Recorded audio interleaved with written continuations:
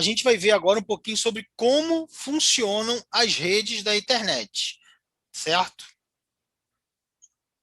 Preparação de dados para a transmissão. A internet ela é responsável por preparar os dados pela transmissão. Então, ó, o encapsulamento é um processo, né, de inserir uma mensagem em um outro formato de mensagem, é conhecido como encapsulamento. O encapsulamento é desfeito quando o processo é revertido. Quando enviado pela rede, a mensagem é encapsulada em um quadro que identifica os endereços MACs de origem e de destino. Então, essa aqui é a estrutura da mensagem, a estrutura do quadro que é encapsulado, o quadro Ethernet, tá, pessoal? Então, aqui, ó, o quadro Ethernet, né, que é o padrão I3E 802.3, ele é formado pelo preâmbulo, né, que anuncia que está começando ou terminando um quadro. Depois ele tem um delimitador de início de quadro. Depois disso, você tem o endereço MAC de destino e o endereço MAC de origem. Então, você tem o endereço MAC de destino e o endereço MAC de origem. Depois, você tem o tipo e o comprimento, tá? O tipo e o comprimento. Depois, a gente vem um cabeçalho de dados, 802.2, tá? Esse é o padrão 802.2. E, por final, a sequência de verificação de quadros, o FCS. Isso aqui é uma verificação para verificar se houve corrompimento no quadro, se ele foi corrompido, se a mensagem foi trocada, né? Ele faz uma conta com o quadro, né? E essa conta dá um resultado que ele coloca aqui, resultado X. Quando chega na origem, isso na origem, quando chega no destino, ele refaz essa mesma conta e tem que dar X de novo. Se não der X, é porque a mensagem foi corrompida. Ok? Então, o quadro Ethernet ele é muito importante nessa comunicação. Então, no protocolo Ethernet, a gente tem a função de encapsulamento e desencapsulamento.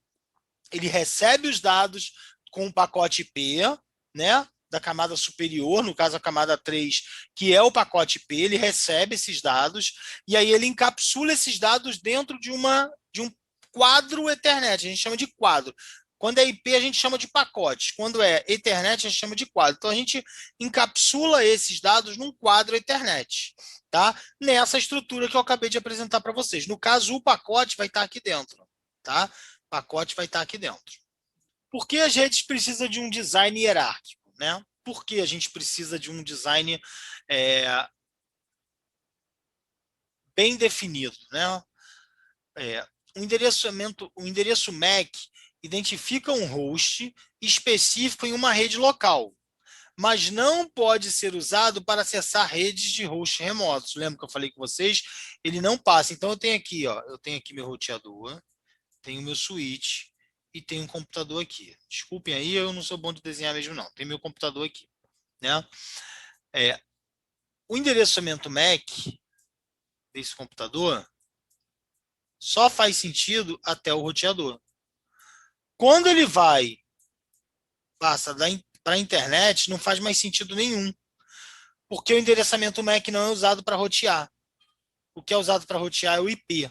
Então, tem que ser hierárquico para a gente conseguir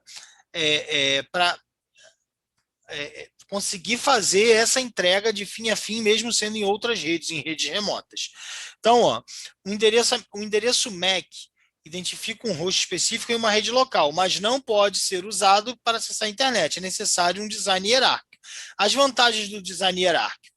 Normalmente, as redes corporativas são projetadas de forma hierárquica com 3 camadas: acesso, distribuição e núcleo. Então, aqui seria o acesso, tá? Quando eu tenho o meu computador, eu tenho aqui o meu computador. Vou fazer um desenho aqui bonitinho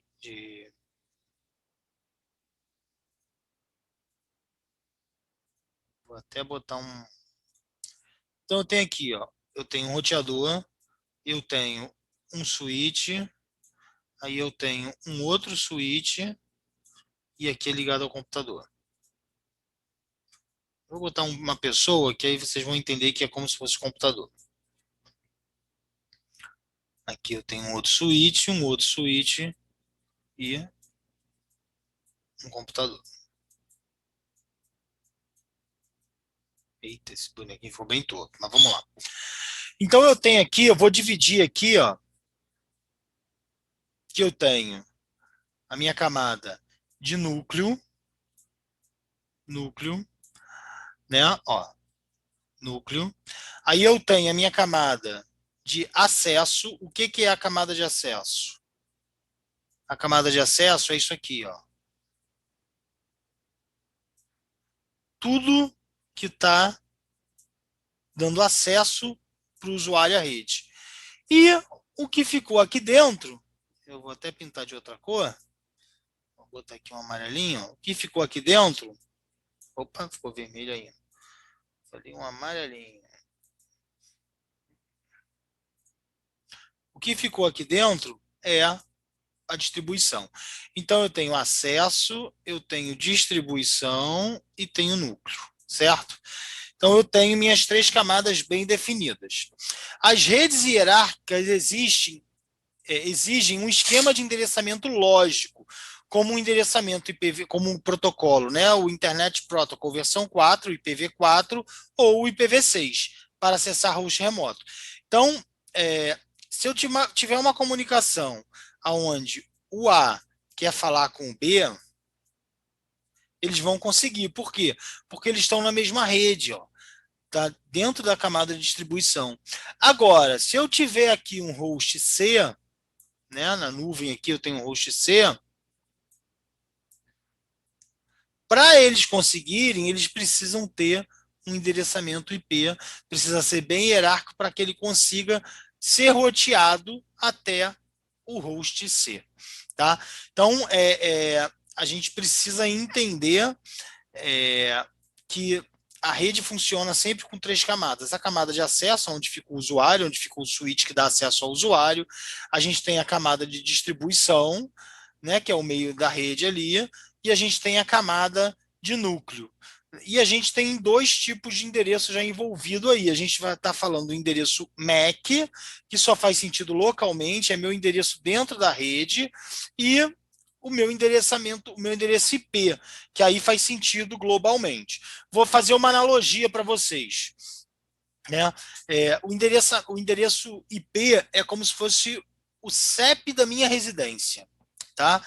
Então, quando eu mando uma carta para minha prima que mora nos Estados Unidos, eu vou dizer o código postal dela, o CEP dela.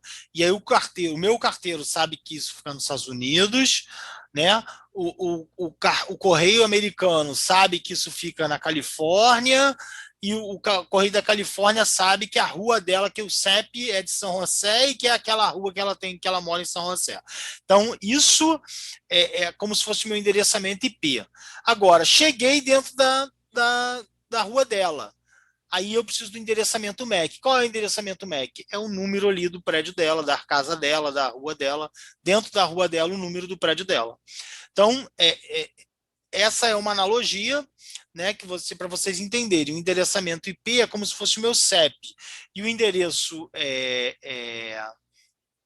endereçamento MAC é como se fosse os dados, o número do meu. Por exemplo, eu moro no apartamento. O MAC seria a combinação do meu apartamento com o número do meu prédio na rua com o número do meu apartamento dentro do prédio. Tá ok? Ó, endereços físicos e lógicos. Um endereço MAC é atribuído fisicamente a uma NIC, e isso nunca muda. É uma outra informação importante. Endereçamento MAC nunca muda. Né? O endereçamento MAC físico permanece o mesmo, independente da rede. Então, se eu tirar o meu computador daqui, eu tenho o endereçamento MAC do meu computador.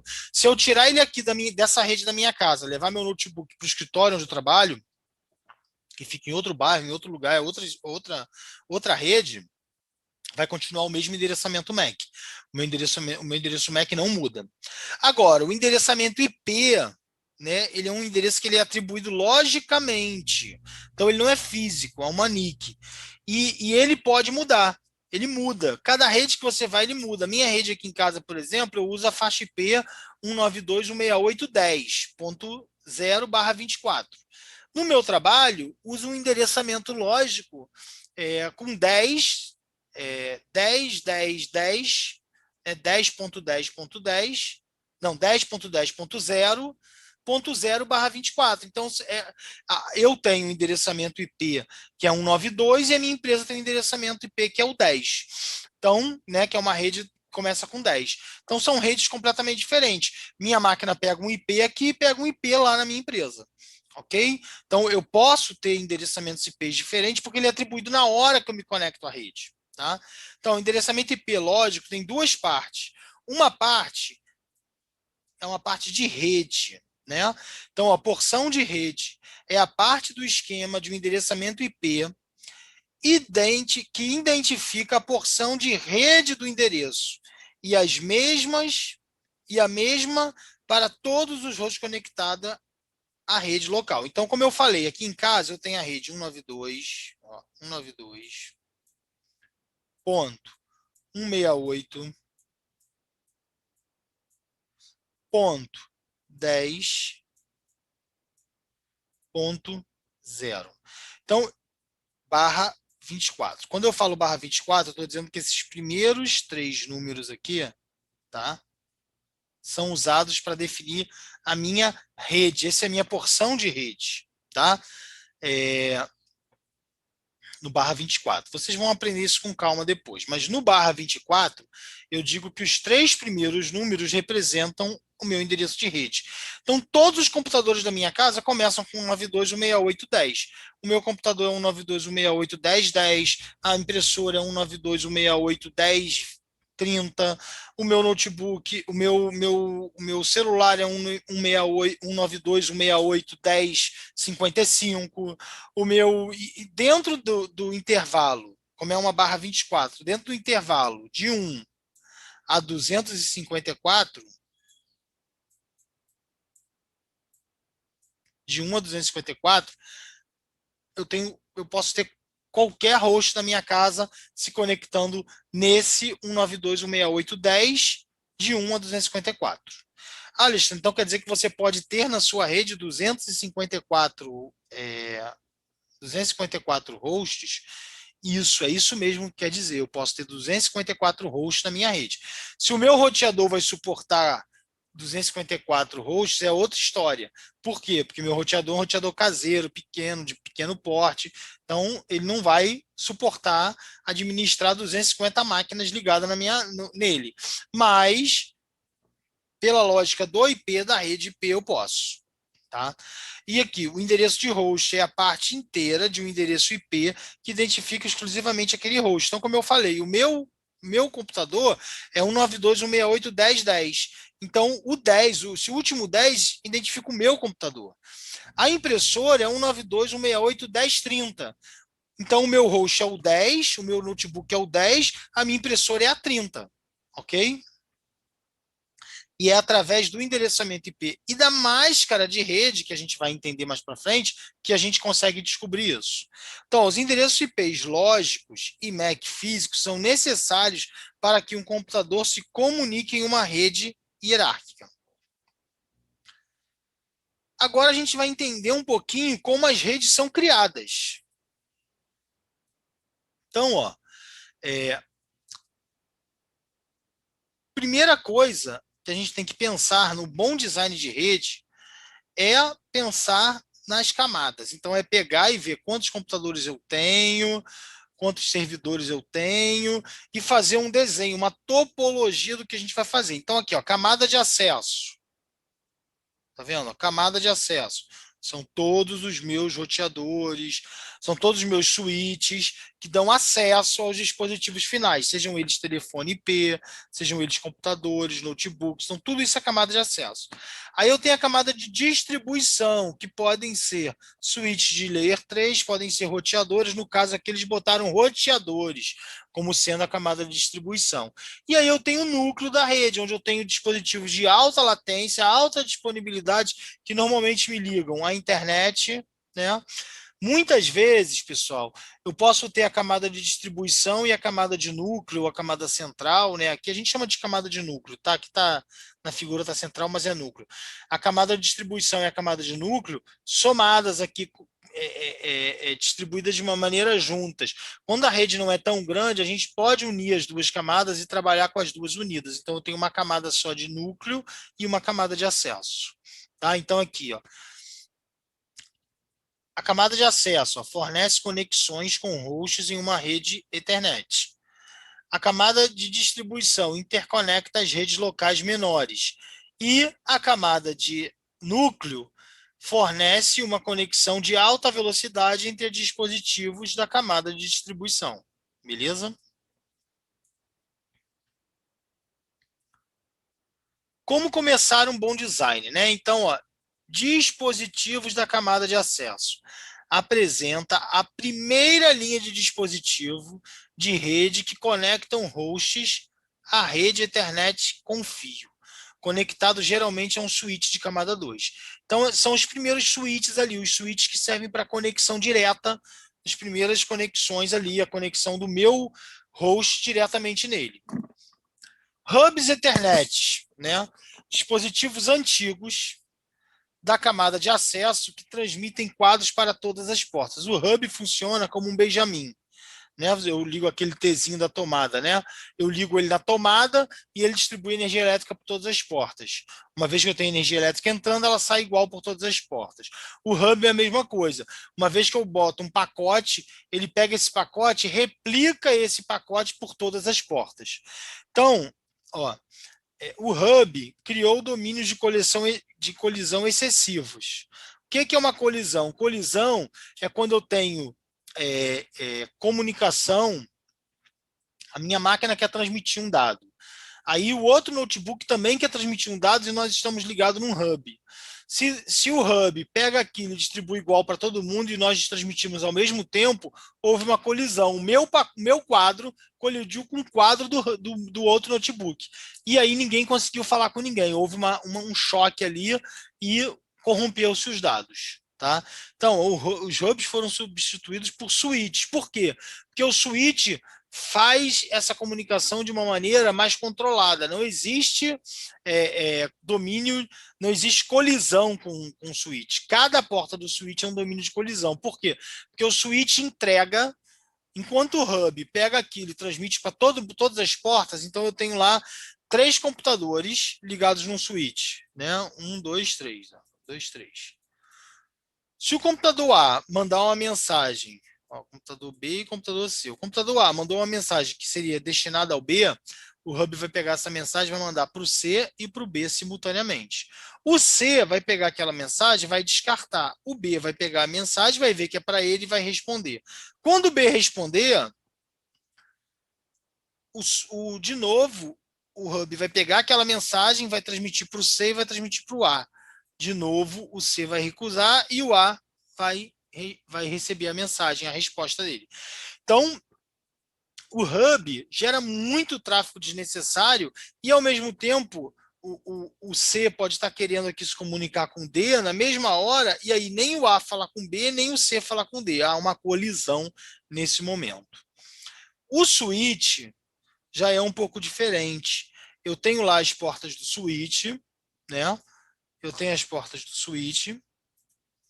Então, eu tenho lá um switch. E aí eu tenho computador A, B, C e D. E o domínio de colisão é esse aqui. Ó. Por quê? Porque se o A quer falar com B e o C quer falar com D, o que o switch vai fazer? O A vai transmitir, o switch vai pegar aquela mensagem, vai falar assim, opa, o B está na porta 2, aí ele vai encaminhar só para o B. O B vai pegar aquela mensagem, vai responder e o switch vai entregar só para o A. E aí criou-se um domínio de colisão só entre A e B. E, na verdade, não vai haver colisão, porque se eles estão conversando, eles conseguem esperar a hora deles de falar. Ok? Então, com o switch, não há colisão. Por isso que substituiu-se hubs por switches há muito tempo. Ó, um switch aceita e decodifica os quadros para ler a parte do endereçamento físico MAC da mensagem. Então, o switch aceita, decodifica e lê o quadro. Ele lê para identificar qual é o MAC, como eu expliquei. O switch verifica a tabela MAC, que contém uma listagem de todas as portas ativas e o endereço MAC do host que estão conectados àquela porta. Então, o switch ele mapeia a porta. Ele mapeia que na porta A, na porta 1 está o A, na porta 2 está o B, na porta 3 está o C, na porta 4 está o D. E aí ele entrega as mensagens somente para o destinatário correto. O switch cria um circuito que conecta duas portas e pode comportar várias conversões entre diferentes partes de portas, pares de porta. Então, pessoal, foi o desenho que eu fiz no outro slide. Aqui como é que a tabela MAC funciona. Eu tenho um switch aqui, e aí eu tenho a porta FA01, FA02, FA03 e FA04. O que o switch faz? Ele coloca que na FA01 tem o X endereço MAC. Na FA02 está conectado ao X endereço MAC. FA03 ao Y endereço MAC. E aí ela vai mapeando todas as portas. Quando eu tiver uma mensagem, quando ele receber uma mensagem, ele vai ler a mensagem e vai ver. Opa! Quando ele recebeu uma mensagem, ele vai ler a mensagem e vai ver, ó, essa mensagem se destina ao host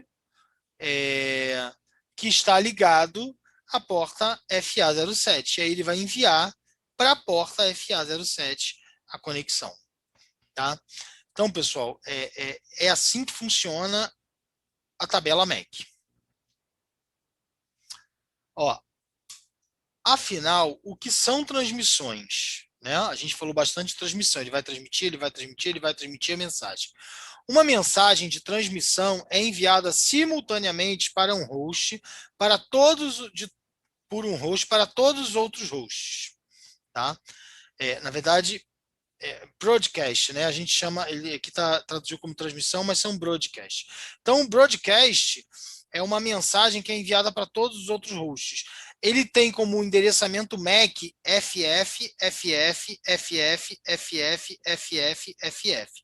Então, toda vez que tiver um quadro que o endereço é FF, FF, FF, FF, FF, o switch vai pegar aquilo e vai transmitir para todas as portas que estão ativas. Por quê? Porque aquela mensagem é uma transmissão, é um broadcast, é para ser enviado por todas as portas do switch.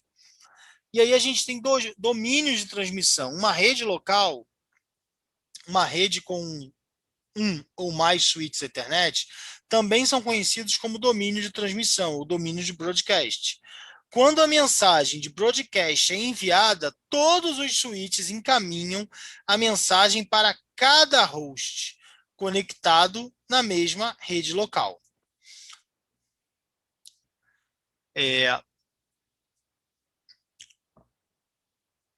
Só para falar que isso não é saudável, tá, gente? Isso compromete a rede. Então, diminuir os domínios de broadcast é uma coisa eficiente. A gente vai ver daqui a pouco isso. Então, a comunicação na camada de acesso. Para enviar uma mensagem, um host precisa do endereço IP daquela mensagem e do endereçamento MAC do host. O endereçamento IP de destino é o mais conhecido. Então, normalmente, eles conhecem o endereço IP, né? Portanto, como um host emissor,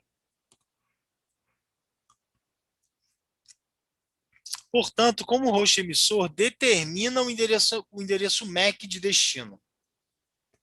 O host emissor pode usar um protocolo IPv4 um protocolo do IPv4 chamado ARP, Address Resolution Protocol, para descobrir o endereço MAC de qualquer host na mesma rede local. O IPv6 ele usa um outro método chamado de Neighbor Discovery, tá? E a gente vai ver com calma isso um pouco mais para frente. O endereçamento, o ARP, como é que ele funciona? Ele manda, ele sabe qual é o IP. Então eu sei qual é o IP da máquina. Eu tenho aqui na minha rede, né, a rede 92.168.10.25. Eu tenho o IP de um host. Mas eu não sei o MAC dele. Como é que eu vou entregar? vai ser feito um ARP para esse endereçamento IP aqui, ou seja, ele coloca esse endereçamento IP aqui na origem, mas no quadro é colocado FF, FF, FF. Então, tudo F. E aí, esse endereço MAC aqui está no destino. O meu endereço MAC, o meu endereço IP e o meu endereço MAC da minha máquina estão no endereço de origem. E o endereço IP do pacote de destino é esse aqui, 192.168.10.25, e o MAC é o F, é um broadcast. E aí o que acontece? Essas máquinas, todas as máquinas da rede vão receber. Todas as máquinas que não tiverem esse IP vão descartar o quadro. A máquina dona desse IP vai responder ao quadro, a solicitação ARP, dizendo: ó, eu sou o dono desse endereço IP e meu endereçamento MAC é esse. A partir daquele momento, a minha máquina consegue saber o IP e o MAC para colocar no quadro e me comunicar com ela. Então, aqui, vamos ver a explicação agora na transparência. O PC tenta fazer um ping do endereço IP 10.1.1.1.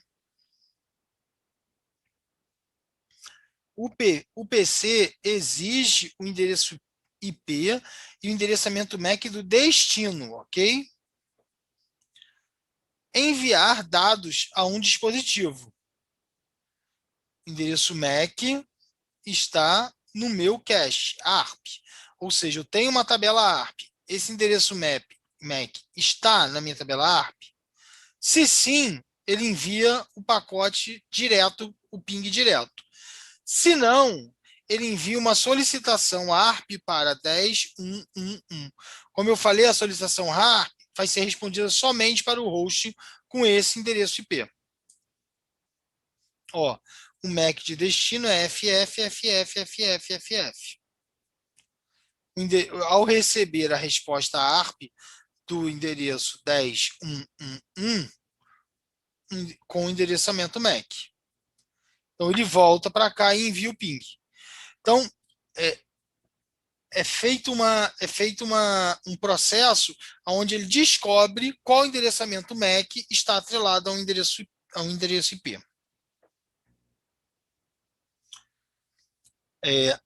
Divisão de rede local. À medida que uma rede evolui, é necessário dividir uma rede de camada de acesso em várias redes de camada de acesso. As diversas